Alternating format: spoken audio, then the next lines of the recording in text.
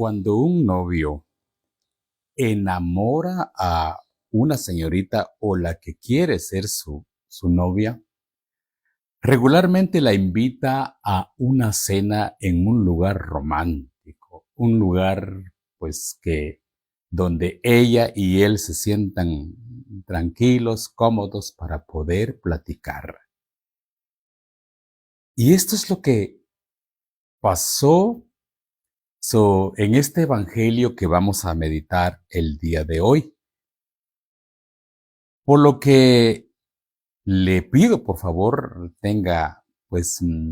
ponga mucha atención, que lo que vamos a aprender ahora es hermoso, es hermoso. Soy hermano Mincho, parroquia Santiago, Zacatepeques, Guatemala, y el día de hoy pues vamos a comentar el Santo Evangelio que se va a leer en misa el día domingo, este domingo 2 de junio, que es un día muy especial, 2 de junio, que está tomado del Evangelio de San Marcos en el capítulo 14, versículo 12 en adelante. ¿Qué tal si para empezar a reflexionar brevemente este Evangelio, nos ponemos en una actitud de oración? Sí, por favor, permítanme, voy a orar por ustedes y le vamos a pedir el Espíritu Santo para que nos ilumine y nos ponga en su corazón ese amor que tanto necesitamos hacia Dios y hacia Él. En el nombre del Padre, del Hijo y del Espíritu Santo. Amén. Señor Jesús, gracias por las personas que van a escuchar, que van a ver, que van a compartir y sobre todo, Señor, que van a tener un encuentro contigo por medio de este evangelio que la Santa Iglesia Católica nos presenta este domingo, Señor. Gracias porque tenemos esa gran maravilla, Señor, que se origina de esta cena romántica. Padre, gracias en el nombre de Jesús, por los siglos de los siglos. Amén. En el nombre del Padre, del Hijo y del Espíritu Santo. Amén. Bien, inicia este santo evangelio de esta manera y dice: el primer día de la fiesta de los panes ácimos, cuando se sacrificaba el cordero pascual, le preguntaron a Jesús sus discípulos: ¿dónde quieres que vayamos a prepararte la cena de la Pascua? Él les dijo a dos de ellos: vayan a la ciudad, encontrarán a un hombre que lleva un cántaro de agua, síganlo y díganle al dueño de la casa en donde entre: el maestro manda preguntar ¿dónde está la habitación en que voy a comer la Pascua con mis discípulos? Palabra del Señor, gloria a ti, Señor Jesús. La Pascua se celebraba cada año en conmemoración del paso, o sea, la Pascua, el paso por el mar. Cuando se abrió el mar, cuando Moisés abrió el mar y por ahí pasaron los israelitas. Entonces se acostumbraba todos los años celebrar la Pascua desde el día jueves, viernes, sábado y domingo. O sea, la Pascua ya existía. Podríamos decir que la Semana Santa ya existía, solo que con el nombre de Pascua. Y el primer día de la Pascua es precisamente el día jueves que los israelitas tenían un acto muy, muy especial, que era el sacrificio del cordero, el día jueves. Por eso dice la palabra de Dios que el primer día de la Pascua, en que se comían el pan ácimo, cuando se sacrificaba el cordero pascual. Todo esto, nosotros que ya vivimos en este tiempo ya desde más de 2000 años, ya lo vamos entendiendo mucho mejor, ya lo vamos entendiendo mucho mejor. Entonces es la cena también del cordero pascual, donde se sacrificaba el cordero pascual.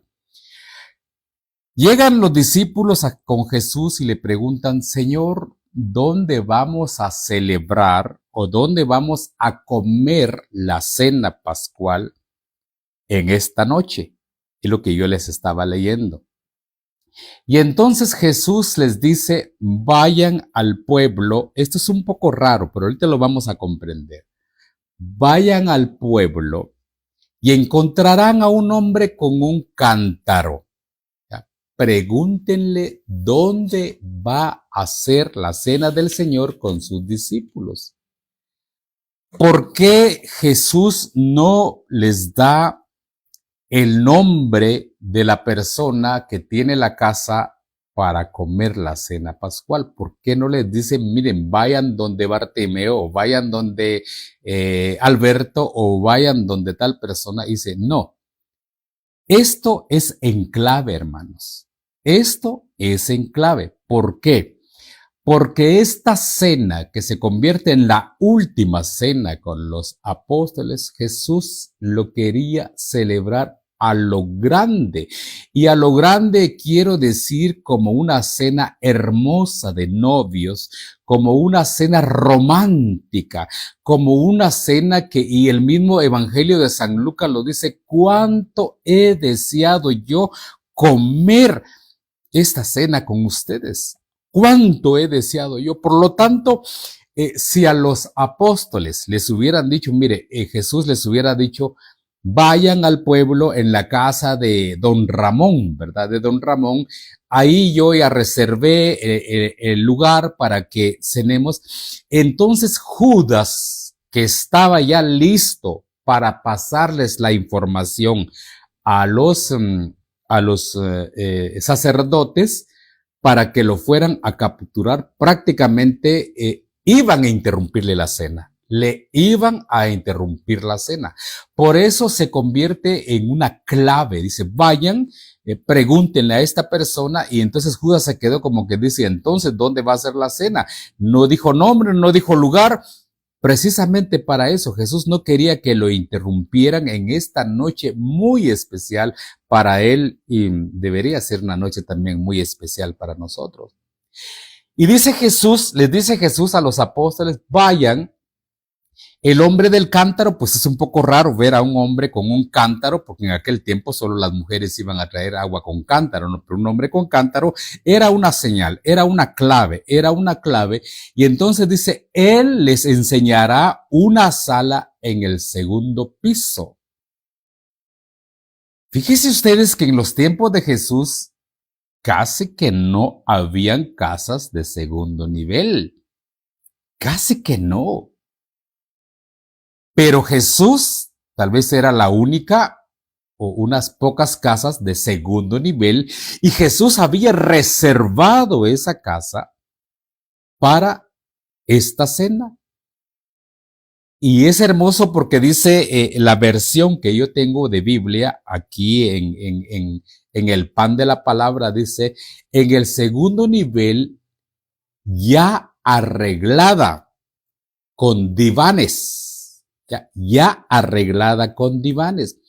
Quiere decir que la casa, imagínense ustedes, ya tenía pues su mesa, ya tenía sus lámparas, sus flores. ¿Y qué son los divanes? Los divanes eran los sofás, ¿verdad? Eran los sofás para varias personas. Y Jesús habla de los divanes como que ya estaba preparada la mesa para los 12 discípulos. Aquí todavía eran 12.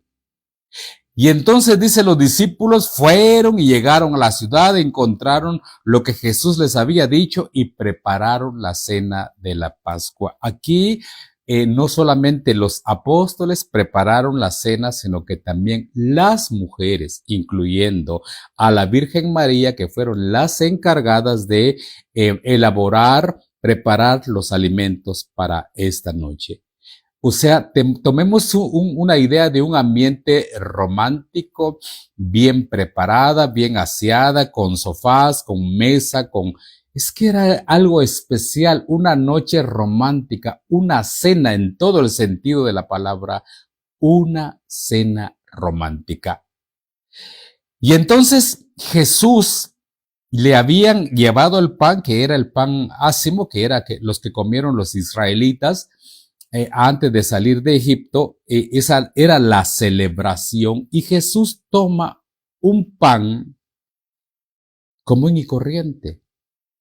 Jesús toma un pan común y corriente y también una copa de vino común y corriente. Y por favor, quiero que me comprendan esto. Es un pan común y corriente y un vino común y corriente. No era tan especial, era lo que comía y tomaba la gente en aquel tiempo.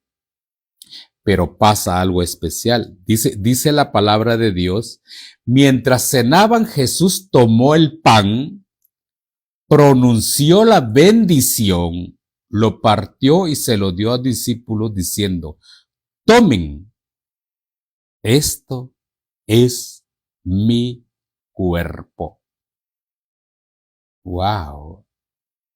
Hermano Mincho, pero usted acaba de decir de que era un pan corriente, sí, era un pan corriente. Pero ¿qué es lo que vale aquí? Dice que Jesús tomó el pan, pronunció la bendición, o sea, lo bendijo.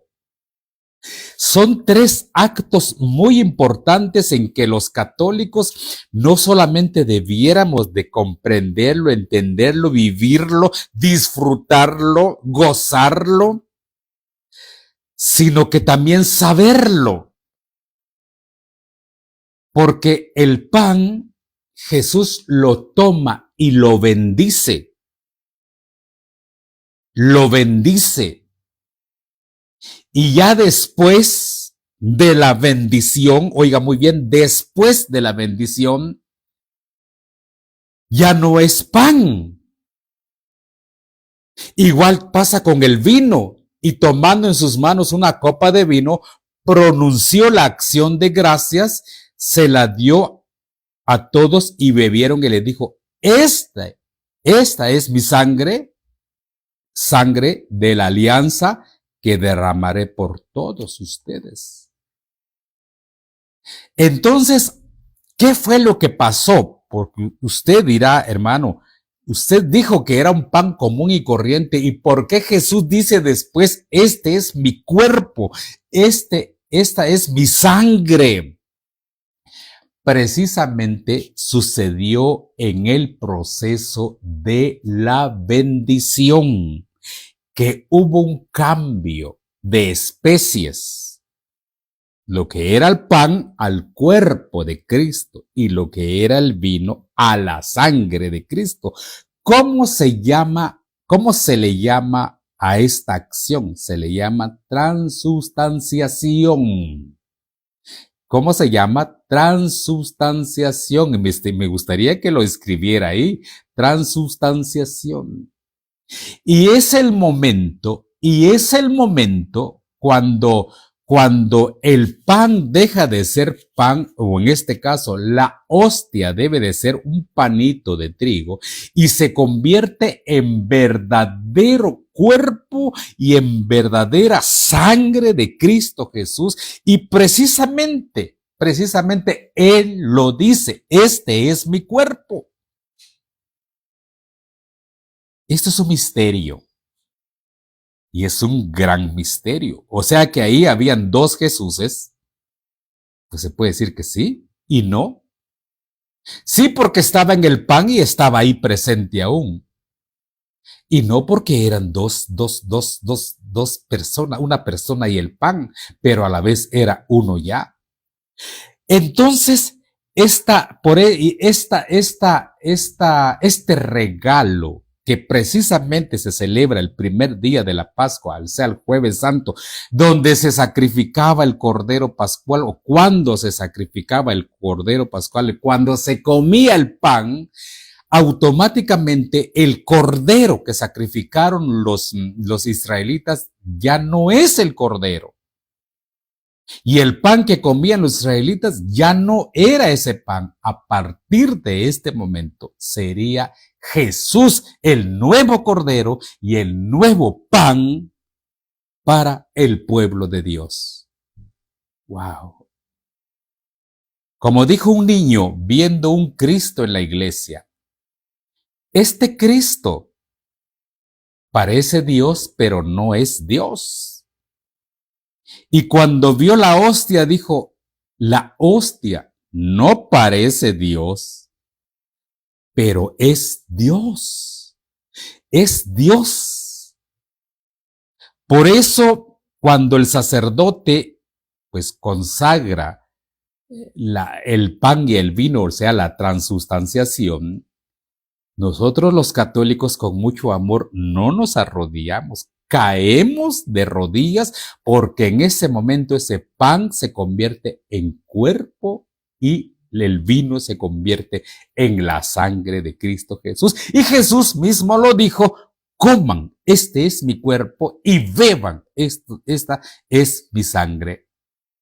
En el Antiguo Testamento hay una acción hermosa cuando Moisés va por segunda vez, porque la primera vez que fue a traer la tabla de los 10 mandamientos, le fallaron, pues se hicieron el becerro de oro. Pero cuando regresa la segunda vez, todo el pueblo estaba arrepentido, lleno de pecado, lleno de idolatría por los dioses de aquel tiempo, que ahora son diferentes, ya por los dioses de aquel tiempo, y entonces estaban como con deseos de regresar a Dios, llenos de arrepentimiento.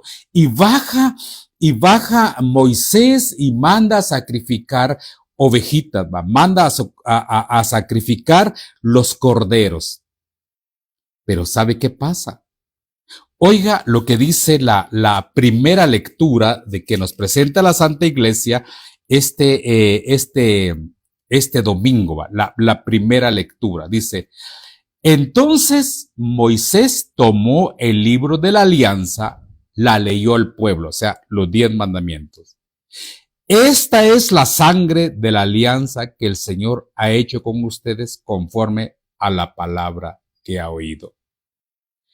Entonces empieza a rociar la sangre sobre el pueblo de Dios, la sangre del Cordero, que era una representación de lo que sería el cuerpo de Cristo. Esto se llama alegoría, ¿ya? Una alegoría de lo que sería el cuerpo de Cristo, después la sangre de Cristo. Hermanos, esta lectura que vamos a escuchar este domingo, que está tomado del Éxodo 24, del 3 al 8, y también nos hace ver esto en la segunda lectura de este domingo. En la segunda lectura de este domingo, que está tomado en Hebreos del 11 al 15. Porque si la sangre de los machos cabríos y de los becerros y la ceniza de una ternera, cuando se esparcían sobre los impuros, eran capaces de conferir a los israelitas una pureza legal. Oiga, la sangre del Cordero del Antiguo Testamento y la ceniza que regaban sobre el pueblo de Dios, dice, era capaz de conferir o darle a los israelitas una pureza legal, una pureza. O sea, se purificaban de sus pecados. Ese era el Cordero en el Antiguo Testamento. Sigue diciendo San Pablo, una pureza igual, meramente exterior, o sea, purificaba al pueblo israelita exteriormente. Cuánto más, oigan por favor, hermanos católicos, cuánto más la sangre de Cristo purificará nuestra conciencia de todo pecado. ¡Wow! Cuánto más la sangre de Cristo purificará nuestra conciencia de todo pecado. Entonces, claro, en ese momento de la última cena, Jesús ya convierte el vino en sangre y el pan en su cuerpo, pero esa sangre se estaría derramando en la cruz poco tiempo después o al siguiente día. Y esa carne que es deshecha en la cruz, se convierte en el Cordero, ya no en cordero pascual de un macho sin defecto para ser sacrificado, sino que ahora es el cordero de Dios, el Hijo de Dios que sería sacrificado en la cruz para el perdón de los pecados del mundo. Por eso es necesario comer esa carne y beber esa sangre. Es necesario. ¿Por qué? Porque purifica. Por eso en nuestros templos católicos, en el sagrario, hay una J, una H y una S. Jesús, hombre salvador. Y es el centro, el culmen, la base de nuestra fe como nosotros católicos. Nosotros los católicos somos los únicos en el mundo que podemos comernos a Cristo por mandato de Él y por orden de Él, porque Él dijo, hagan esto en memoria mía. Hagan esto en memoria mía. Como lo dice San Pablo, cuánto más la sangre de Cristo purificará nuestra conciencia de todo pecado, a fin de que demos culto a Dios vivo. Ya que a impulso del Espíritu Santo se ofreció a sí mismo como sacrificio inmaculado a Dios, y así podrá purificar nuestra conciencia de las obras que inducen a la muerte, para vivir, para servir al Dios vivo. Palabra de Dios. Por eso dice San Pablo, Cristo es el único mediador de una alianza nueva. Oiga esto, Cristo es el único mediador en una alianza nueva. Y por favor, hermanos católicos, que no nos confundan muchas veces porque nosotros veneramos a los santos, pedimos la intercesión de los santos. Dice, no es que el único mediador es Cristo, no hay otro mediador.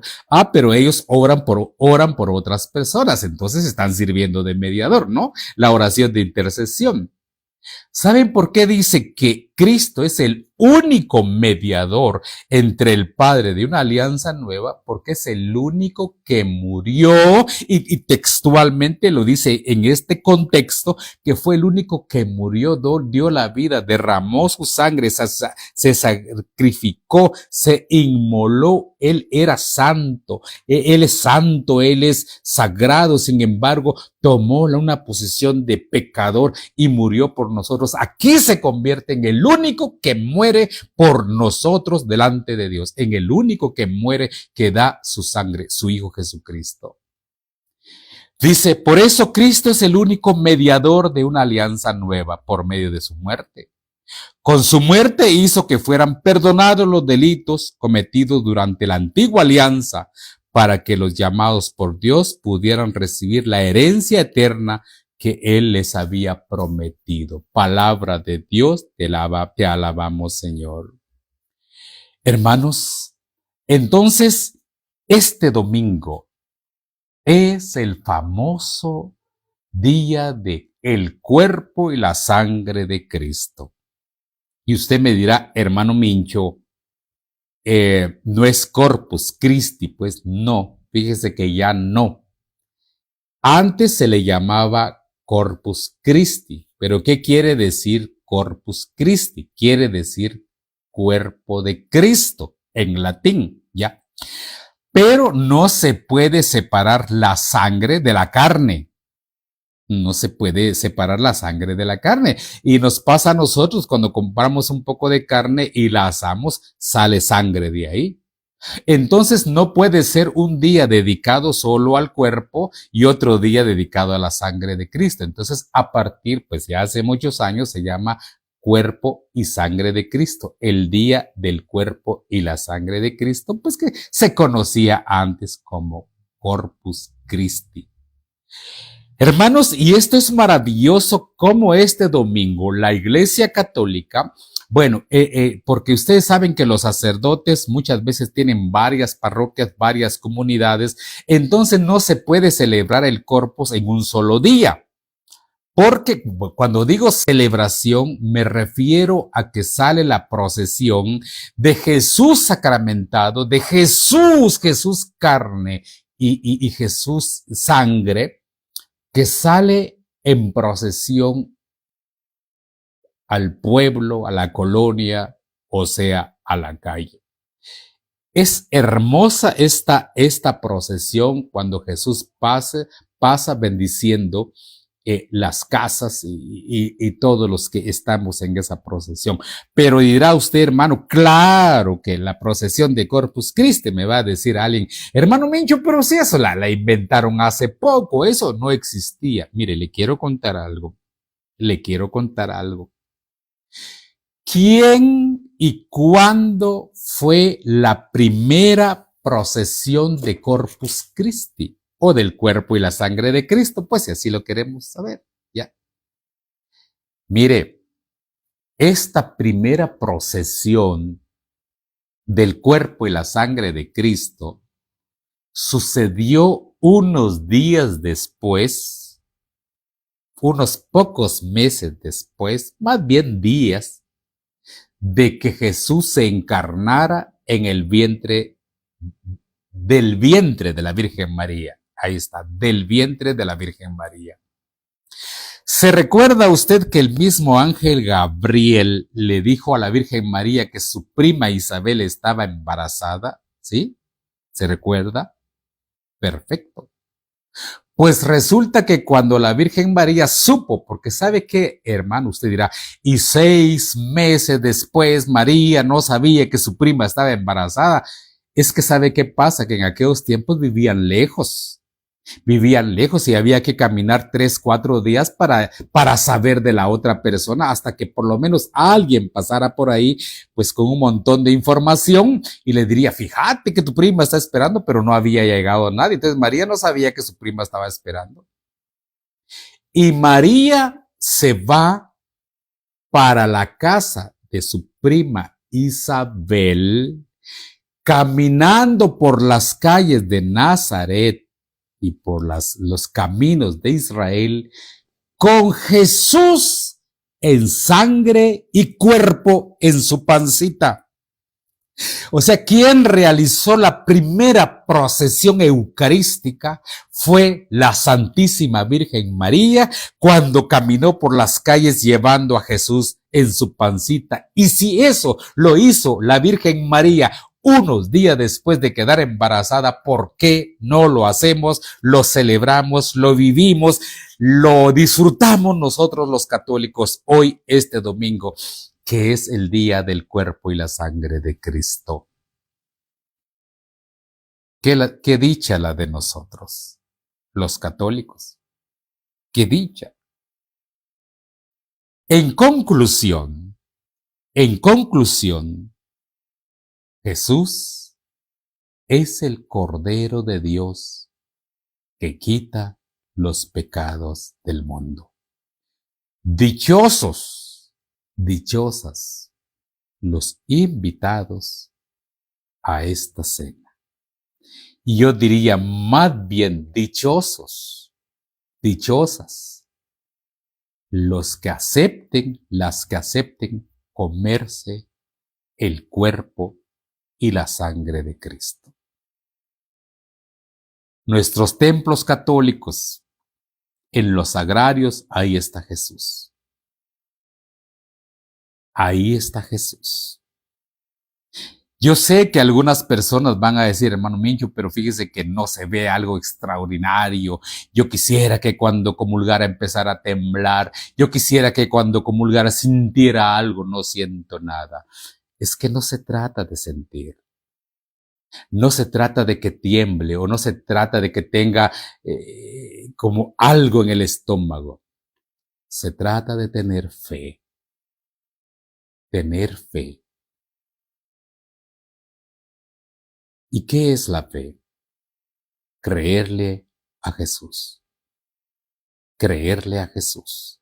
Que Él está ahí porque Él así lo dijo. Después de la transustanciación, el pan común y corriente, después que lo bendijo, como lo hacen las manos de nuestros sacerdotes hoy, se convierte en pan. El pan se convierte en cuerpo y el vino se convierte en sangre de Cristo. ¿Quién es la comida? Jesús. ¿Quién es la bebida? Jesús. ¿Dónde se cocinó? en la cruz del Calvario. Por eso, miren hermanos, un pan, un pedazo de pan, nos podemos parar encima de él, lo podemos despedazar, pero cuando lo juntemos y nos lo comamos, siempre nos va a alimentar. Jesús fue pisoteado, crucificado, maltratado, insultado, deshecho en la cruz, pero cuando lo comemos, nos alimenta, porque el que come mi cuerpo y bebe mi sangre, tendrá vida eterna. En el nombre del Padre, del Hijo y del Espíritu Santo. Amén. Señor, gracias por darnos la dicha de poder comerte, Señor, aunque a veces no seamos dignos, pero tú te has quedado humildemente, Señor, para que tal vez el peor de los pecadores te coma o te pisotee o se burle de ti. Eres tan grande, Señor, que te hiciste tan pequeño. Eres tan grande, Señor, que te quedaste en una gota de vino. Tu humildad es grande, Señor. Solo haz que nosotros, especialmente los católicos, te valoremos uno contigo y nos santifique. Padre, bendice a todos nuestros hermanos católicos y a los no católicos, Señor, para que encuentren en ti ese camino de salvación, liberación y sobre todo sanación. Madre María, gracias por habernos dado esa primera procesión del cuerpo y la sangre de Cristo. Gracias, porque ahí está también tu sangre y tu cuerpo. Gracias, María. En el nombre de Jesús, por los siglos de los siglos. Amén. En el nombre del Padre, del Hijo y del Espíritu Santo. Amén. Les agradezco el valor de su atención. Por favor, un saludo para ustedes, tanto como los que me están viendo por las pantallas, los que estarán escuchando por medio de alguna emisora o algún canal de televisión que me han reportado ahí que retransmiten mis prédicas. Muchas gracias. Yo, si el Señor nos lo permite, por favor, nos vemos de hoy en 8. Les mando un cordial abrazo y gracias por escribirme. Siempre leo los comentarios. A veces no me dan un poco de tiempo para responderles, pero siempre leo sus comentarios y me agrada mucho que se reporten conmigo. Les mando un abrazo y les deseo feliz domingo de cuerpo y sangre de Cristo.